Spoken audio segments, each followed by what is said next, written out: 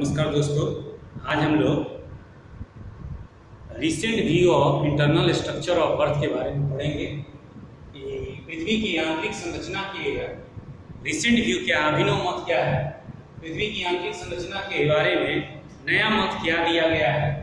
तो इसके बारे में अगर हम लोग देखें तो जो साइंटिफिक स्टडी किया गया है on the basis of scientific study and analysis of the earthquakes, तो जो भूकंपीय लहरों के द्वारा अर्थक्वेक वेव्स के विश्लेषण के आधार पर जो वैज्ञानिक अध्ययन किया गया उसके आधार पर अगर हम लोग देखें तो अर्थ डिवाइडेड इनटू 3 लेयर्स। अर्थ को 3 मुख्य लेयरों में हम लोग, मुख्य सतह में हम लोग विभाजित करते हैं। तो हम लोग समझ पाए कि on the basis of scientific study and analysis of earthquake waves, भूकंपीय लहरों के विश्लेषण तथा उनके वैज्ञानिक अध्ययन के आधार पर मुख्य रूप से पृथ्वी का जो इनर पार्ट में 3 प्रकार के लेयर्स हैं जिसको हम लोग क्रस्ट, मेंटल और कोर के नाम से जानते हैं। तो 3 लेयर्स हैं, ये हम लोग को पता चल गया। अब हम इन तीनों के बारे में थोड़ा सा आंतरिक भाग, आंतरिक चीजें, इनर इसके थीम्स को हम लोग थोड़ा ध्यान देंगे। तो जो इस पे थीम्स दिख रहा है, क्रस्ट में आते हैं, सबसे पहले ऊपर में क्रस्ट है। तो क्रस्ट में international union of geodesy and geophysics, ये एक संस्थान है, international union of geodesy and geophysics. यहाँ देखिए लिखा है international union of geodesy and geophysics.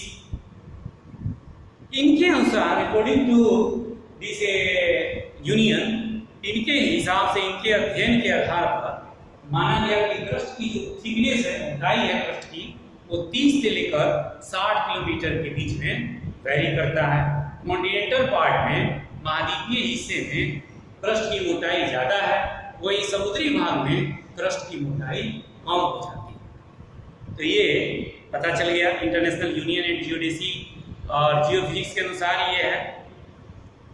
Next हम लोग देखेंगे क्रस्ट जो है डिवाइडेड इनटू 2 पार्ट्स, 2 भागों में क्रस्ट को भी रख दिया गया, अपर क्रस्ट और इनर क्रस्ट।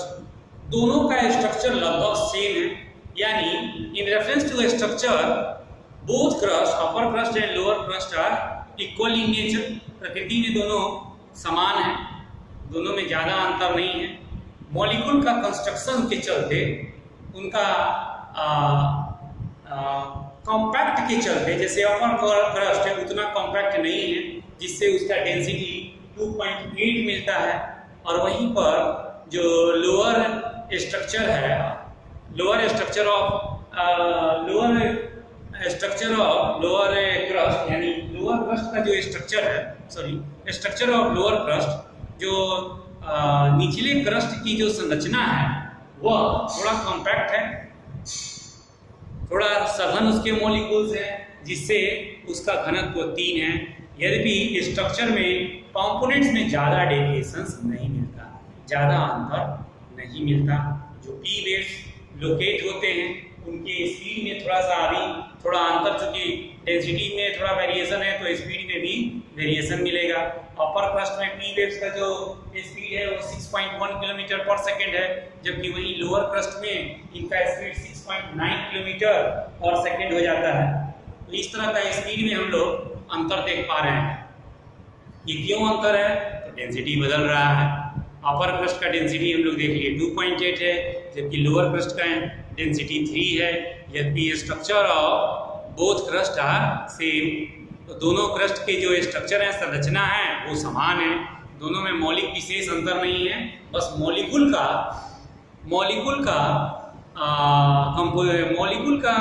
कॉम्पैक्टनेस में अंतर है कि मॉलिक्यूल उसके कितने पास हैं, मॉलिक्यूल कितनी दूर हैं। तो सिलिकेट उसके लोअर क्रस्ट के ज़्यादा पास हैं, अपर क्रस्ट के थोड़े सिलिकेट दूर हैं, जिससे डेंसिटी में अंतर आ गया। तो ये हम लोग को याद किया।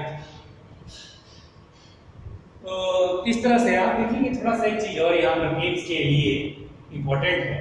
अपर क्रस्ट और लोअर क्रस्ट में जो भी डेविएशन आया है, जो भी उनके डेंसिटी के चलते अंतर दिख रहा है, इसको हम लोग डिसकंटिन्यूटी कहते हैं, कोनार्ड असंगतता कहते हैं। यानी यहाँ जाए कि अपर क्रस्ट और लोअर क्रस्ट के बीच का जो असंगतता है, अंतर है, उसको हम लोग कौन से असंगतता या डिसकंटिन्यूटी से जानते हैं? तो कोनार्ड डिसकंटिन्यूटी। क्रस्ट की पूरी मोटाई आप देखेंगे 30 किलोमीटर तक बताई जाती है एक एवरेज, जबकि कॉन्टिनेंट में उसकी मोटाई ज़्यादा होती है। चलिए ये हमको क्लियर हो गया। अब नेक्स्ट हम लोग आते हैं मेंटल के बारे में। तो मेंटल भी आप देखेंगे कि मेंटल भी दो भागों में डिवाइड है, एक अपर मेंटल है तो दूसरा लोअर मेंटल है। अपर मेंटल 30 किलोमीटर से लेकर 700 किलोमीटर की गहराई तक है, वहीं लोअर मेंटल जो है 700 से लेकर 2900 किलोमीटर तक है। तो ऊपरी जो मेंटल है वो 700 किलोमीटर तक है लोअर क्रस्ट के बाद, और जो निचला मेंटल है वो 700 से लेकर 2900 किलोमीटर तक अंतर है। जैसे ही लोअर क्रस्ट और अपर मेंटल में डिसकंटिन्यूटी आती है, डिसकंटिन्यूटी क्यों आएगी? इसका मतलब है कि जरूर डेंसिटी बदलेगी, रॉक्स का स्ट्रक्चर भी यहाँ बदल जाता है। मेंटल में रॉक्स का स्ट्रक्चर भी बदल जाता है, तो स्ट्रक्चर बदलने से डेंसिटी भी बदल जाता है। और लोअर क्रस्ट में जहां हम लोग डेंसिटी 6.9 किलोमीटर पर सेकेंड देखे थे, यहाँ के संक्रमण क्षेत्र यानी अपर मेंटल और लोअर क्रस्ट का जो संक्रमण क्षेत्र होता है, transitional zone between lower crust and upper mantles, तो यहाँ पर आप देखेंगे क्या होगा, डेंसिटी चेंज हो जाता है। डेंसिटी चेंज हो जाने से पी वेव्स का स्पीड भी डिफरेंस हो जाता है। यहाँ पर आप देखेंगे इंक्रीज हो जाता है 8.1 किलोमीटर पर सेकेंड। ट्रांजिशनल एरिया में ही पी वेव्स का स्पीड दिखता है, और इसका मतलब निकल रहा है कि वहाँ पर पी वेव्स का और भी स्पीड बढ़ता ही जाएगा। तो ये हम लोग को पॉइंट्स दिख रहा है। जो लोअर क्रस्ट और अपर मेंटल के बीच में डिसकंटिन्यूटी आई, इसको 1909 ईस्वी में मोहरविक ने खोजा था। 1909 AD में मोहरविक विद्वान ने, सेस्मोलॉजिस्ट ने इस चीज को खोजा था, और इसलिए इसको मोमो डिसकंटिन्यूटी भी हम लोग कह देते हैं। लोअर क्रस्ट और अपर मेंटल के बीच में मोमो डिसकंटिन्यूटी है, जो 1 किलोमीटर से लेकर 2 किलोमीटर की मोटाई का फैला हुआ है। तो ये आप ध्यान दीजिएगा कि ऐसा नहीं है कोई ये एक छोटा सा पतला लेयर है, 1 से 2 किलोमीटर तक की मोमो की थिकनेस भी मिलती है।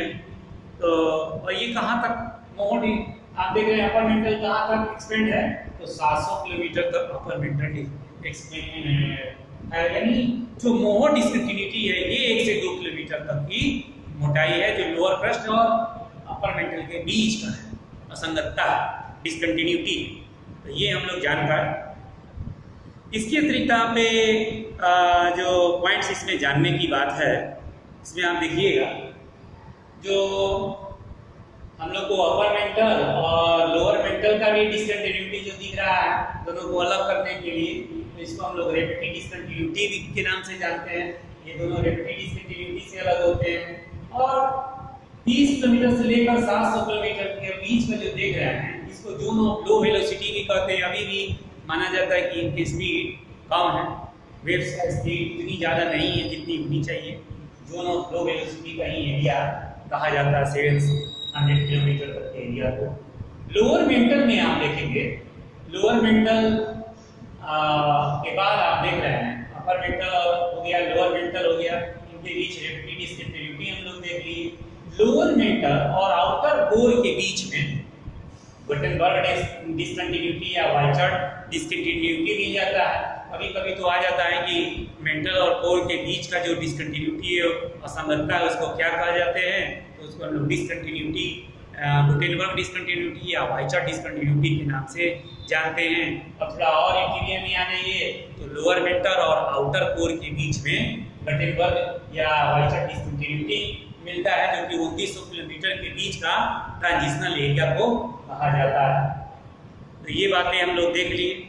इसी के साथ साथ आप और देख लीजिए, आउटर कोर जो नीचे है वो लिक्विड स्टेज में है, हम लोग पहले भी सिस्मिक वेव में देख चुके थे। और इनर कोर में भी जो नीचे पाया जाता है, निकल और फेरस का एलिमेंट्स पाया जाता है, सॉलिड स्टेज में है। और जो ये लिक्विड लेयर्स और सॉलिड लेयर जो एक दूसरे से अलग होता है उसको हम लोग लेहमान डिसकंटिन्यूटी कहते हैं। ये भी हम लोग लेहमान डिसकंटिन्यूटी के भी बारे में जान गए। अब थोड़ा सा और हम लोग देख लेते हैं कि जो स्पीड ऑफ पी वेव्स है, पी वेव्स का जो स्पीड है, जैसे ही गुटेनबर्ग डिसकंटिन्यूटी को क्रॉस करती है पी वेव्स की स्पीड बहुत ज़्यादा राइज कर जाती है और आप देखेंगे कि वो 13.6 किलोमीटर पर सेकेंड तक पहुंच जाती है और कहीं कहीं वो 14 किलोमीटर पर सेकेंड तक भी रीच करती है, पहुंचती है। तो इस तरह से हम लोग देख पा रहे हैं कि इनर कोर में उसका काफ़ी स्पीड हो जाता है, 14 किलोमीटर तक हो जाता है, जबकि वो आउटर कोर में ही बढ़ जाती है। तो आउटर कोर में ही बहुत वेरी क्विकली स्पीड उसका इंक्रीज हो जाता है पी वेव्स का और धीरे धीरे वो राइज कर इनर कोर पहुँचते पहुँचते 13.6 किलोमीटर पर सेकेंड तक उसकी स्पीड हो जाती है और कहीं कहीं 14 किलोमीटर पर सेकेंड तक का भी उसका स्पीड मिलता है। तो इस प्रकार से पी वेव्स की स्पीड ज़्यादा हो जाती है और स्पीड तभी ज़्यादा होगी जब डेंसिटी बढ़ जाएगी और इसलिए आप देखेंगे कि इनर कोर का जो डेंसिटी है वो काफ़ी हाई मिलती है, तो उसकी डेंसिटी में काफ़ी वृद्धि हो जाता है। 11 तक उसकी डेंसिटी राइज हो जाती है, 11 तक डेंसिटी उसकी बढ़ जाती है। ये हम लोग को पता चल गया और देख रहे हैं कि डेंसिटी जो कोर की डेंसिटी होती है वह मेंटल के डेंसिटी के 2 टाइम्स होती है। तो सबसे ज़्यादा डेंसिटी हम लोग को कहाँ मिल रहा है? कोर में मिल रहा है। वॉल्यूम हम लोग देख रहे हैं ये 60% ऑफ द अर्थ होता है, 16% सिर्फ वॉल्यूम होता है। वहीं हम लोग अगर मेंटल को देखें तो मेंटल का वॉल्यूम पूरे पृथ्वी का 83% होता है, 83% वॉल्यूम पृथ्वी का जो वॉल्यूम है, आयतन जो आता है, यानी लंबाई चौड़ाई वहीं ऊंचाई तीनों को हम लोग कर लेते हैं, वॉल्यूम निकलता है। वहाँ पर आप मेंटल को देख रहे हैं 83% मेंटल का है, ये भी कॉन्फिडेंस है, वहाँ पर वॉल्यूम ज़्यादा है। इसी प्रकार से मास ऑफ मेंटल का जो मास है वो 53% ऑफ द अर्थ है। वहीं कोर में आप देखिए मास सिर्फ 32% है, लेकिन वहीं डेंसिटी में हम लोग देख रहे हैं कि डेंसिटी में ये 2 टाइम्स ऑफ द मेंटल है। तो ये अंतर आप जानिएगा, यहाँ से क्वेश्चन आते हैं प्रीलिम्स में। और रिसेंट व्यू में अगर लिखने को भी आ जाए कि इंटरनल स्ट्रक्चर का अभिनव मत बताइए तो आप बता दीजिए अभिनव मत क्या है। International union and geodesy and geophysics का है। International union of geodesy and geophysics का ही जो व्यू है उसी को हम लोग रिसेंट व्यू कहते हैं। तो इस प्रकार से वॉल्यूम, मास और मास आप देखिए, थिकनेस ऑफ मेटल कितना होता है? Half, less than half of the radius, यानी पृथ्वी के त्रिज्या का आधा से भी कम होता है, लेकिन वॉल्यूम में 83% रखता है। वही कोर में वॉल्यूम मात्र 16% है और यही 53% आप मास देख रहे हैं मेटल का, जबकि इसका मास 32% है कोर एरिया से। इस तरह से हम लोग डिफरेंसेस कर पाए। इसी प्रकार से मेटल में आप देखेंगे international union of geodesy and geophysics के हिसाब से मेटल 3 भागों में रखा जाता है। मोनो डिसकंटिन्यूटी से लेकर 200 किलोमीटर तक, 200 किलोमीटर से लेकर 700 किलोमीटर तक और 700 किलोमीटर से लेकर 2900 किलोमीटर तक। तो ये डिफरेंसेस किया गया है। मूल रूप से स्ट्रक्चर में डेविएशंस मिलते हैं, इसीलिए ये अलग ही है। तो इस तरह से आप देख रहे हैं कोर में भी आपको 2 प्रकार का outer core, inner core. Outer core liquid में है, इनर कोर सॉलिड में है। हालांकि दोनों निकेल और फेरस कंपोनेंट से ही बने हैं, भारी तत्वों से ही बने हैं। तो ये हम लोग जान गए और यही कारण है कि आउटर कोर जैसे ही लिक्विड होता है इस पे सिंटरी नहीं लेती है, पी वेव्स की जिस लेवल से बढ़ना चाहिए था उस लेवल से बढ़ती नहीं है। तो ये हम लोग बात जान चुके हैं और इनर कोर सॉलिड स्टेज में है, ये हम लोग को रिसेंट व्यू बताती है। और निकेल और फेरस हेवी कंटेंट्स हैं और यही कारण है कि जो डेंसिटी है कोर एरियाज का ज़्यादा है। ये नहीं है कि केवल प्रेशर बढ़ जाने से इनर भाग में डेंसिटी ज़्यादा हो जाता है, हैवी कंपोनेंट्स हैं उसमें और वो सॉलिड स्टेज में हैं।